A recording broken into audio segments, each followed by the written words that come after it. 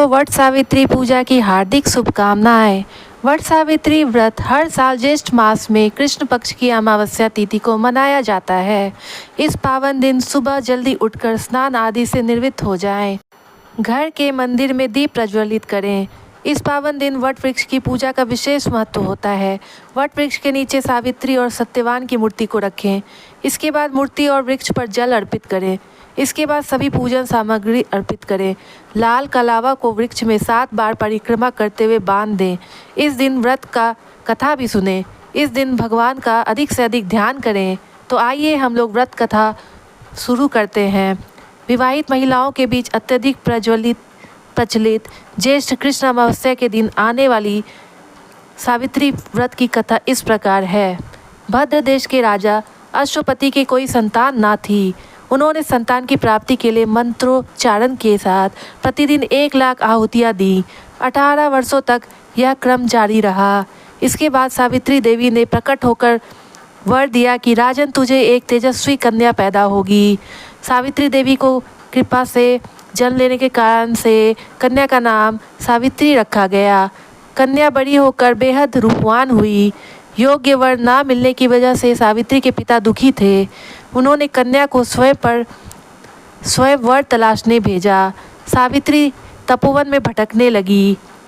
वहाँ साल्व देश के राजा धूमतेस्न रहते थे।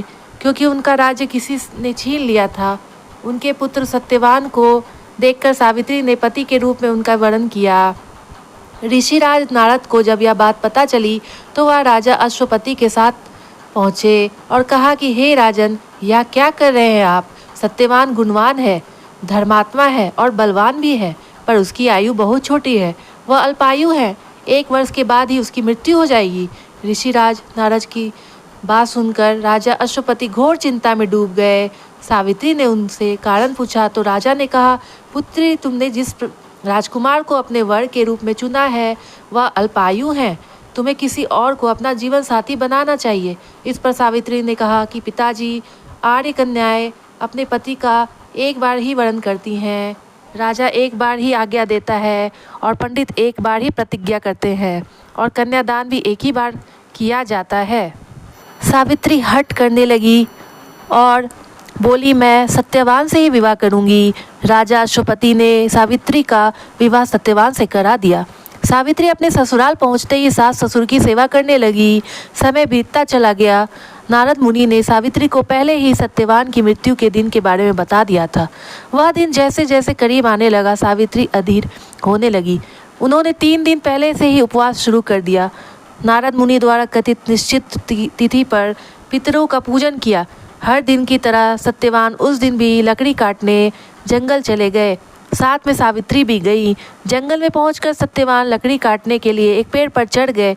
तभी उनके सिर में तेज दर्द होने लगा। दर्द से व्याकुल सत्यवान पेड़ से नीचे उतर गए। सावित्री अपना भविष्य समझ गई। सत्यवान के सिर को गोद में रखकर सावित्री सत्यवान का सिर सहलाने लगी। तभी वहाँ यमराज आते दिखे। यमराज अपने साथ सत्यवान को ले जाने लगे। सावित्री भी उनके पीछे पीछे चल पड़ी। यमराज ने सावित्री को समझाने की कोशिश की, यही विधि का विधान है, लेकिन सावित्री नहीं मानी।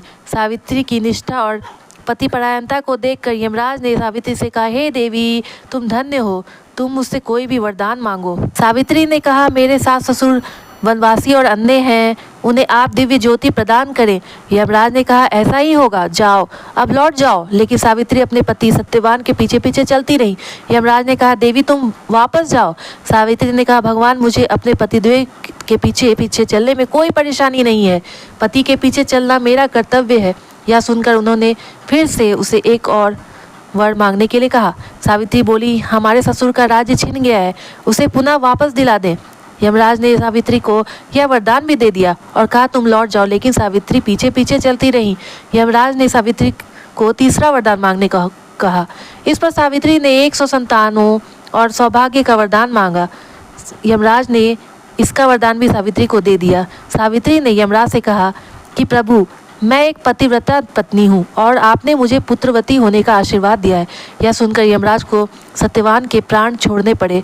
यमराज अंतर्ध्यान हो गए और सावित्री उसी वट के वृक्ष के पास आ गई जहाँ उसके पति का मृत शरीर पड़ा हुआ था। सत्यवान जीवंत हो गया और दोनों खुशी खुशी अपने राज्य की ओर चल पड़े। दोनों जब घर पहुंचे तो देखा कि माता पिता को दिव्य ज्योति प्राप्त हो गई है। इस प्रकार सावित्री सत्यवान चिरकाल तक राज्य सुख भोगते रहे। अतः पतिव्रता सावित्री के अनुरूप ही प्रथम अपने सास ससुर का उचित पूजन करने के साथ ही अन्य विधियों का प्रारंभ करें। वट सावित्री व्रत करने और इस कथा को सुनने से उपासक के वैवाहिक जीवन या जीवन साथी की आयु पर किसी प्रकार का कोई संकट आया भी हो तो वह टल जाता है। इस तरह वट सावित्री पूजा की कथा यहीं समाप्त होती है। तो सभी बोलो जय विष्णु भगवान की जय, महालक्ष्मी की जय।